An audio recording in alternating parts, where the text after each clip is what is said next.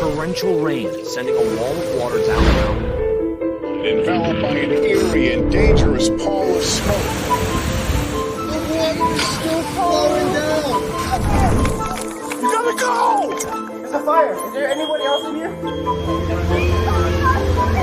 The water flowing up against low-lying houses.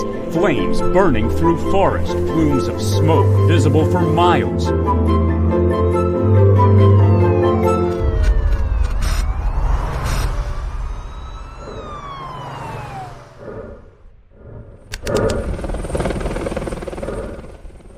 Raging water or scorched earth, climate change is taking a toll on our environments and neighborhoods. Severe weather patterns are growing, and in turn leaving unknowns for the most impacted by the storms, oftentimes low-income communities. Research shows that over 3 billion people live in areas highly susceptible to climate change, to a point where, in certain areas, home insurance is no longer affordable or even considered uninsurable. What were some of the major shifts that you expect to see in New York City in 10 years? So what's becoming clearer is that we've already seen a lot of warming in New York. And as we look to the next 10 years or so, any year can still have a lot of variability.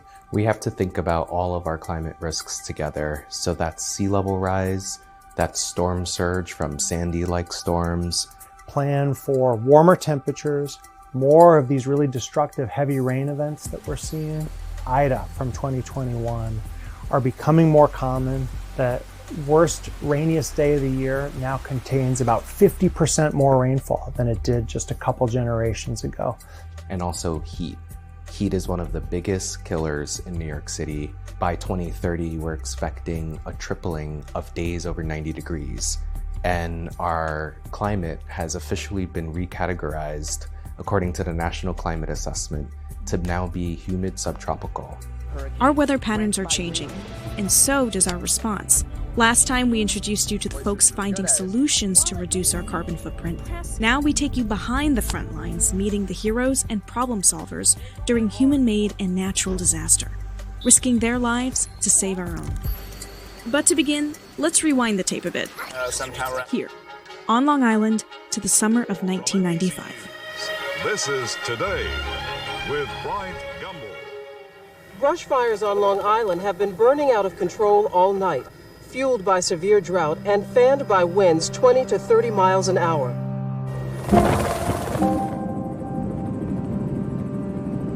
Fire that's taking place thousands of miles away is actually impacting our cities.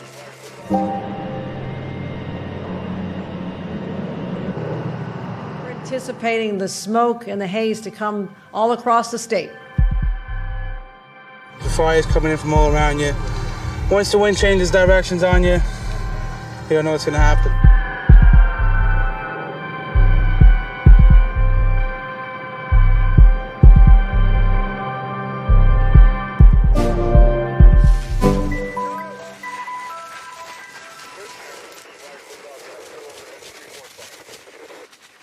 Need water?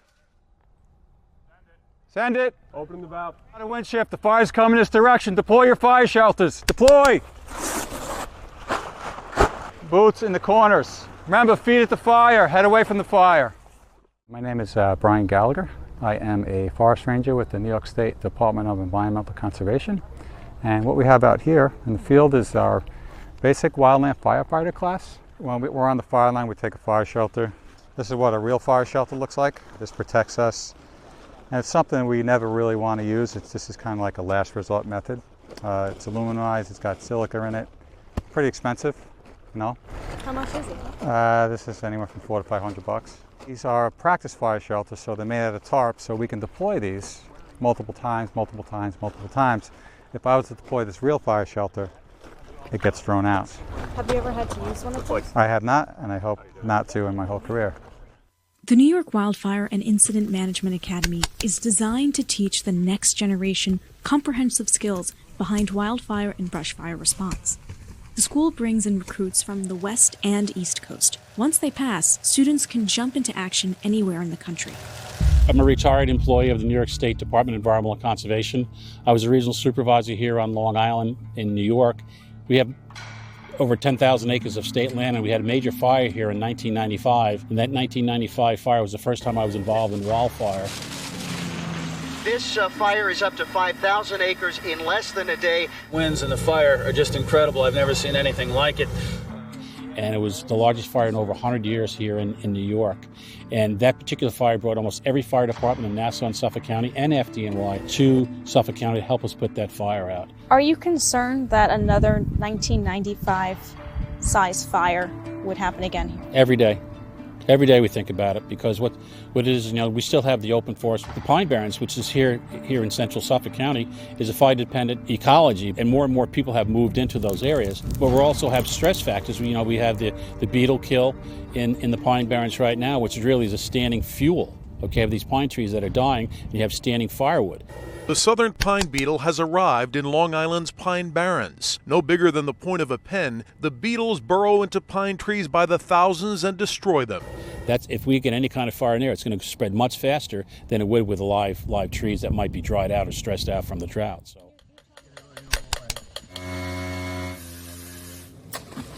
Morning, Willie Cerrone, Florida Division of Forestry. I've been teaching here at the Long Island Wildfire Academy for about 25 years now. Been a wildland firefighter. This March will be 48 years. Set it up. Everybody can break it down, but one person will set it up. You'll put the primer on, and then you will call an instructor before you prime. And you will say that you are ready for water.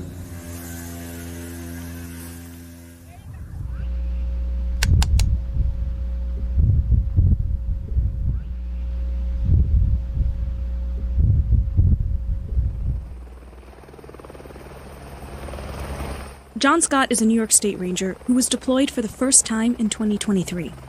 Scott was stationed in Quebec, Canada, where his job was to suppress the already consumed forest. And so talk to me about that whole experience. What were you feeling at the time?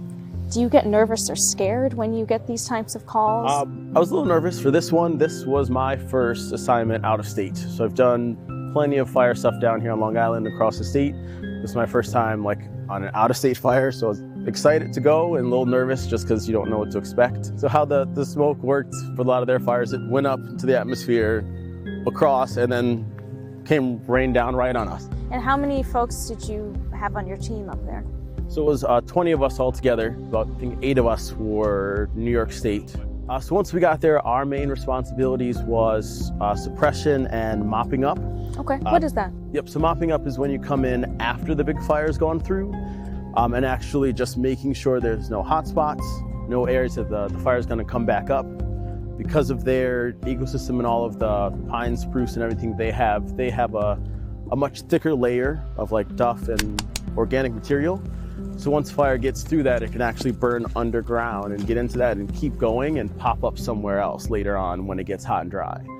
So our main job was to go in, find those hot spots, and put them out before they start another big fire. Yeah, think like marathon runners, right? We have very dense forest on Long Island. The basal area of the trees, it would probably be about 70 to 80, so that's about 70 or 80 trees per acre, where we really want 40 to 60. So we're really dense. We want to reduce the fuel load of the Pine Barrens, so we have a lot of scrub oak, we have a lot of understory, and a lot of ladder fuels. So if we had another 1995 fire, it could burn a lot of the acres of the Pine Barrens. With regards to wildfire, I think the biggest challenge we have now is that the fires are larger, and people have moved into some of the areas that are prone to wildfires. We don't have enough resources to manage these fires in many states and things like that. There's less and less federal firefighters available to manage these fires. And the season has started. The season used to start, in May. As we know, California, with the current climate we have, it's almost a year-round fire system because of the droughts and things like that. But you're starting to see fires where you never saw fires in different times of year, even in New York. The fires in New Jersey, we've had some, really late and early fires that we've never had before. And it's obviously the change in the climate and things like that, New Jersey has experienced over 1,000 wildfires, burning nearly 18,000 acres as of September 2023. 14 of these fires burned in excess of 100 acres, making 2023 New Jersey's busiest fire season in over a decade. One of the answers to wildfire prevention is actually fighting fire with fire, something that may not come first to mind, but prescribed fires are a vital and perhaps underutilized way to mitigate widespread burns.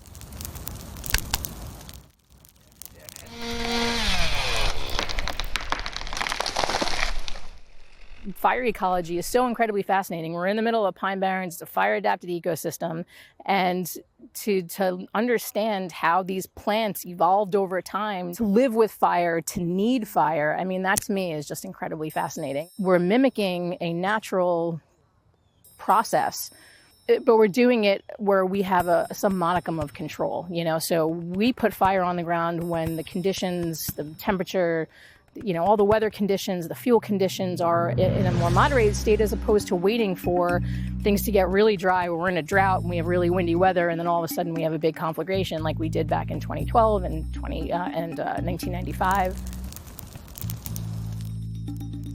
Hotter, drier temperatures more often and more days in a row. Because the longer we have that, the more stuff is going to dry out. Even bigger trees, which we call like 1,000-hour fuels, because it takes thousands of hours to dry them out completely. Even those fuels are getting dried out at this point because of climate change. On top of that, haven't historically burned a lot of places that need fire or have had fire historically, because Long Island itself, the ecosystem here actually needs fire. So we do more prescribed fire here, so there's less material to burn in case there is a naturally caused wildland fire or human caused one, so it doesn't get out of control.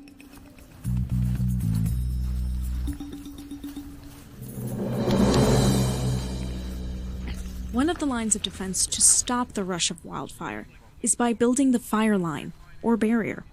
By digging a track, this leaves a break in vegetation and combustible material to slow down an advancing inferno.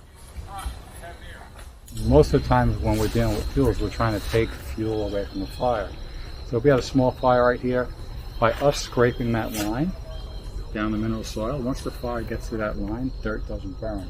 It gets that line and it goes out. That's basically what we do to kind of contain the fire, control the fire. And how old are you? I am 28 years old. First time doing this type of training? Yes, yep, first exposure to it at all. It's intense. Being a wildlife technician, I'm familiar with the benefits of prescribed fires and fire-adapted habitats. Learning how to handle wildfire situations and prescribed fires helps me deeper understand all these natural processes. And what excites you most about this job, this work?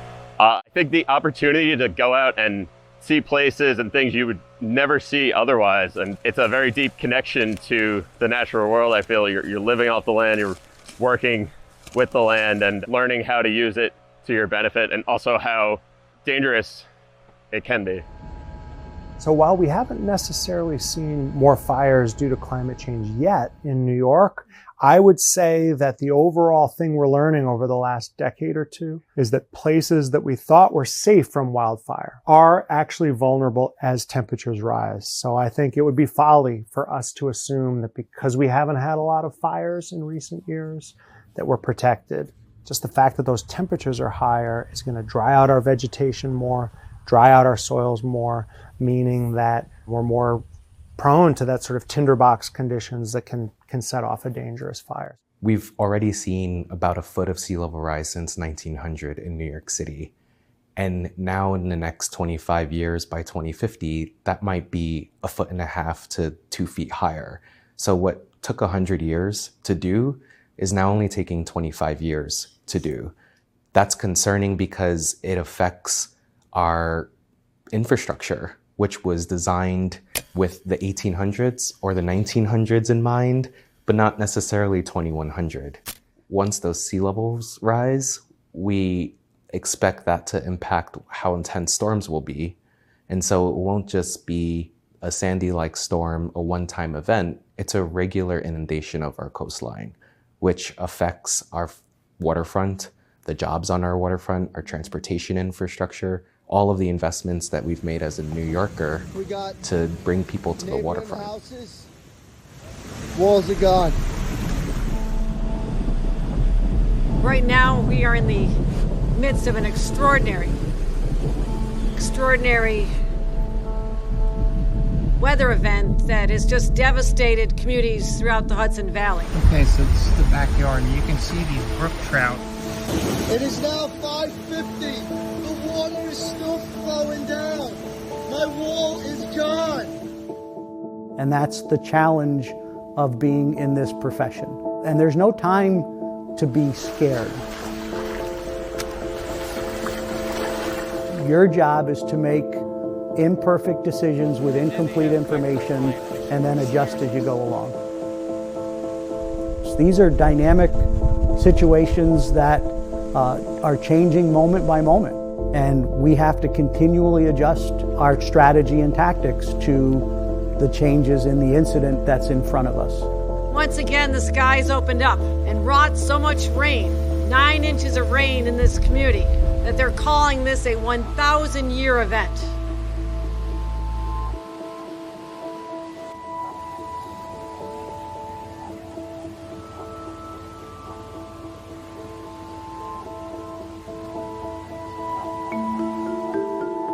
So this is Arlington Station 3. It's known as the Red Oaks Mills Fire Company. It's staffed 24 hours a day by an officer, a firefighter EMT, and a firefighter paramedic. So this is one of 4 fire stations in Arlington, and then our partners in the city of Poughkeepsie, they have 3 fire stations, and LaGrange has 3 fire stations as well.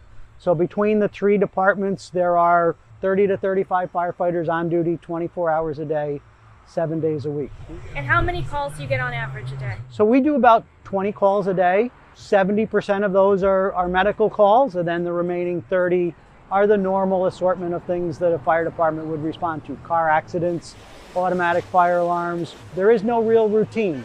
At any minute, your whole plan for the day changes and you're off to do something else.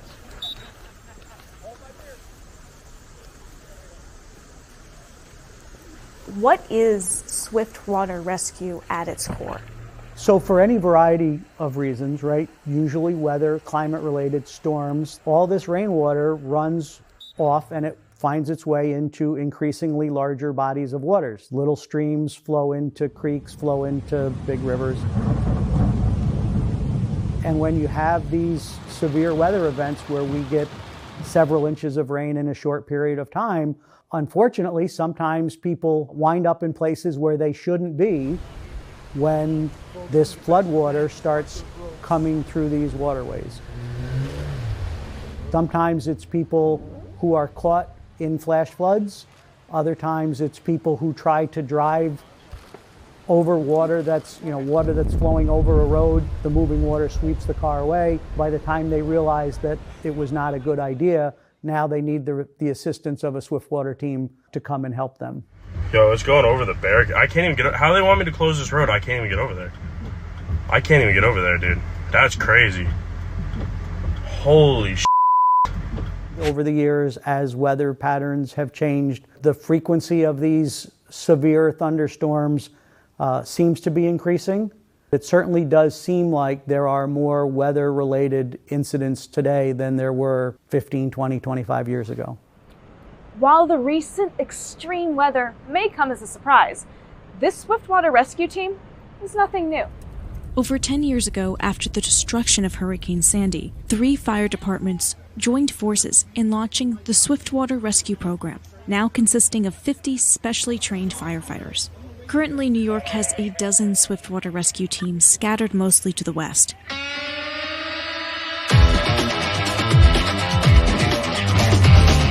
The state has a preparedness center in Oriskany, over 1,000 acres dedicated to technical rescue training, including swiftwater.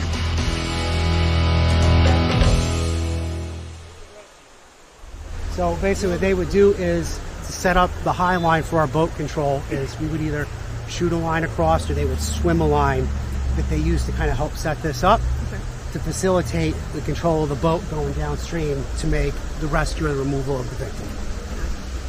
So yeah, the victim is actually over on the right. Okay. That's just one of our downstream safeties in case something goes wrong.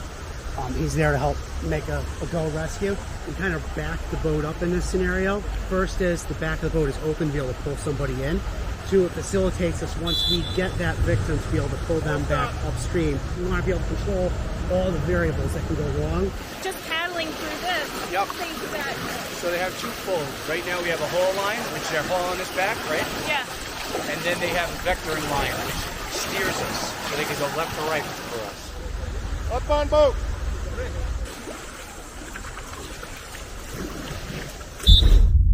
It started as a light drizzle, but minutes later, torrential rain, sending a wall of water down the mountain into the heart of Highland Falls. I've been here 16 years. I've never seen flooding like this at all. So all of this is part that was just taken away from the rush of the water, if you look at it. How do we have 5 kids. How do we keep the kids safe?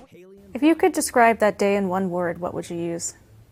Challenging, successful. So we had had several days of increasingly severe storms throughout the whole county. And we had had a number of smaller responses already. A kayaker who had gotten stranded out on an island and was unable to get back to shore. So we were already committed to an incident when a second incident occurred on the Wappingers Creek. And that was for originally 6 teenagers who had gone into the water. 2 of them were able to get themselves out, but 4 had become stuck on an island that had formed in the floodwater. Have you ever rescued anyone on this particular? We've had some incidents here on the dam before it fell, but it seems like most of our emergencies recently have all been weather related in areas that generally aren't water related. These are very labor-intensive kinds of things, right? You're not going to show up with 5 people and start making rescues out of floodwater.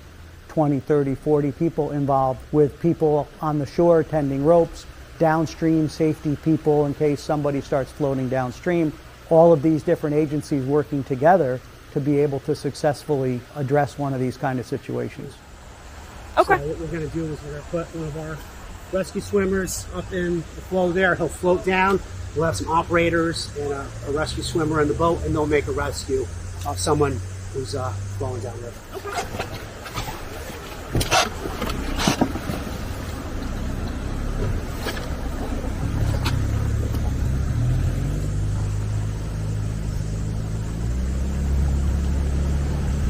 So you go upstream first, and then you cut around. around. Go down around the victim, okay. Come back, that way you don't miss him. You don't want to chase him down, you want to cut him off. Victim coming up on horseback.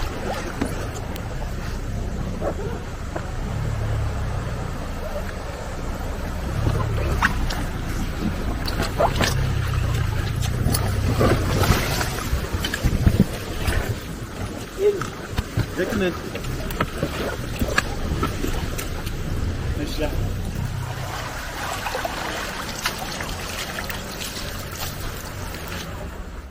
If you look at the most recent round of storms that we're talking about, we had 3 major incidents, 3 major rescues, all from the same 4-day, 3-day period of time. There's a basin under there. The number of incidents this year is unprecedented.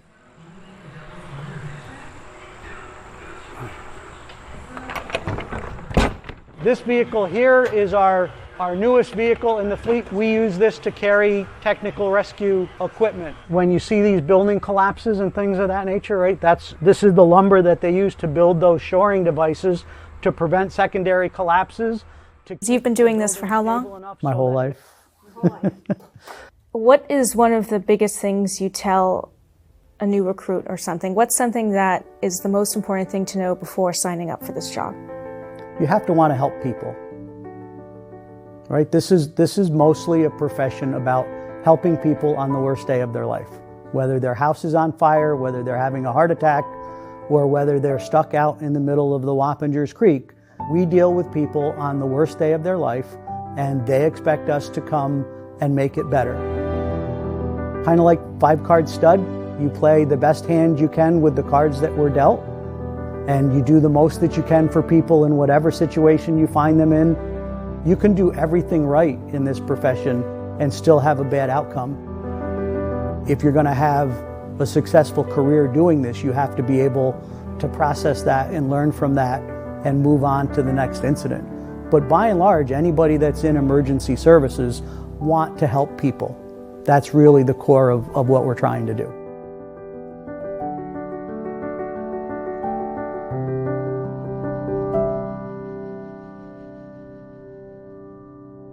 If you're speaking with the mayor's administration or government leaders, what are some ways you are talking about or throwing out there that we can better mitigate climate change? We split it into a couple categories. The first thing we have to do is reduce our greenhouse gas emissions, burning less fossil fuels, even some practices like eating a little less meat. But the other conversation to have is around adapting to the climate changes that we're already experiencing. What we're seeing now is that the green economy in New York City is set to boom. We see a tripling of jobs by 2040 and $89 billion in GDP.